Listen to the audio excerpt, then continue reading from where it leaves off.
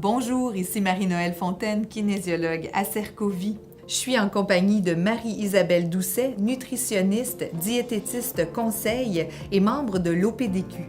Marie-Isabelle est avec nous aujourd'hui pour démystifier un des macronutriments les plus importants de notre alimentation, les protéines. Bonjour Marie-Isabelle. Bonjour Marie-Noëlle. Alors effectivement, le thème des protéines est très pertinent. Ça fait partie de l'équation du mieux vieillir. Et parmi les messages clés importants à savoir, c'est que les besoins en protéines augmentent en vieillissant. Donc une personne de 65 ans a davantage besoin de protéines qu'une personne de 40 ans. Mais pourquoi doit-on augmenter l'apport en protéines en vieillissant? On a besoin suffisamment de protéines pour plusieurs raisons. Donc, premièrement, pour permettre de réduire la perte de masse musculaire liée à l'âge, aussi pour s'assurer la solidité de la matrice osseuse pour aider le plus possible les personnes âgées à éviter les chutes. Aussi, les protéines vont nous aider à stabiliser le niveau de l'énergie, à diminuer le taux de sucre dans le sang. Aussi, les protéines donnent un effet de satiété, donc calment la faim, et aussi elles stimulent le cerveau. Et moi, je pense avoir un apport en protéines qui est suffisant. Par contre, je les consomme surtout à l'heure du souper. Est-ce que c'est correct? Non, idéalement pas. Et ça m'amène à vous dire le deuxième message clé important, c'est de bien distribuer les protéines également à chaque repas pour aider à réparer efficacement la masse musculaire. Donc, on suggère des apports de 25 grammes à 35 grammes de protéines par repas et au moins 15 grammes de protéines pour le déjeuner.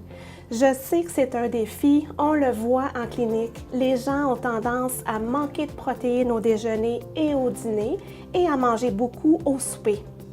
Mais comment je peux faire pour savoir que j'ai vraiment la bonne portion? En fait, ça prend 100 grammes de protéines de viande cuite, de volaille cuite, pour avoir notre 30 grammes de protéines. Donc, on peut se référer à la grosseur de la paume de la main et un petit peu plus, et l'épaisseur des doigts pour avoir notre 30 grammes de protéines. Mais on peut aussi, on a un exemple ici avec une tasse de légumineuses qui contient environ 18 grammes de protéines et associé à un 50 grammes de fromage, ça contient 11 grammes de protéines. Donc les deux ensemble nous donnent 29 grammes de protéines. C'est un bon duo. Mais il y a aussi d'autres aliments qui ont une forte teneur en protéines, dont par exemple le poisson, les fruits de mer, le tofu ferme, les produits laitiers, les œufs, la boisson de soya, le beurre d'arachide et les amandes, entre autres. Alors, si je comprends bien, ce qui est important, c'est de varier les sources de protéines, mais surtout de bien les étaler tout au long de la journée pour atteindre les recommandations nutritionnelles. Effectivement, mais malgré toutes les formations qu'on vient de voir ensemble, on ne veut pas devenir des comptables de protéines. Manger, c'est un grand plaisir de la vie et on veut que ça reste simple. Donc, on se réfère souvent à l'assiette santé de Harvard et pour savoir si on a une protéine équilibrée, une portion équilibrée dans l'assiette, on vise un quart de l'assiette en protéines au dîner et au souper. Idéalement, des protéines santé. Alors, qu'est-ce qu'on veut dire par protéines santé? C'est qu'on veut limiter de 2 à 3 fois par semaine la viande rouge. Et la viande rouge, ça inclut donc porc, bœuf, gibier, viande chevaline. Et on veut opter davantage pour le poisson, les légumineuses, la volaille, le tofu. Et par rapport à nos légumineuses et tofu, qui sont nos protéines végétales, on le sait maintenant que les experts recommandent les protéines végétales pour bonifier la santé cardiaque et bonifier la santé du microbiome intestinal. Effectivement, on entend de plus en plus souvent qu'il est important d'ajouter des protéines végétales à notre alimentation, mais as-tu des trucs pour ceux qui sont moins habitués de le faire? Pour ceux qui sont moins habitués, je leur lance le défi de cuisiner au moins une fois par semaine avec des légumineuses ou du tofu. On peut tout simplement les intégrer dans les recettes qu'on connaît, les recettes qu'on aime.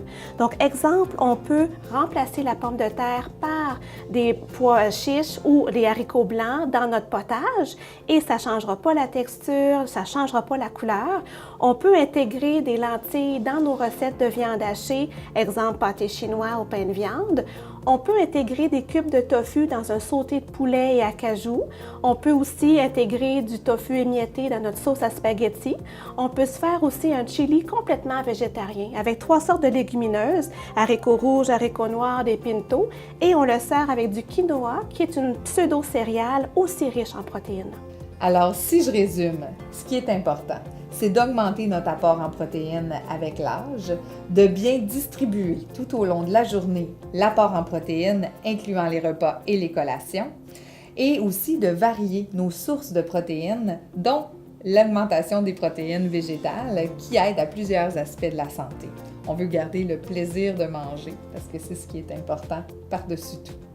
Merci beaucoup, Marie-Isabelle. Merci à vous à la maison et nous vous invitons à consulter l'onglet Votre santé pour plus d'informations en lien avec cette capsule et nous mettrons une recette de légumineuses à votre disposition. Au plaisir!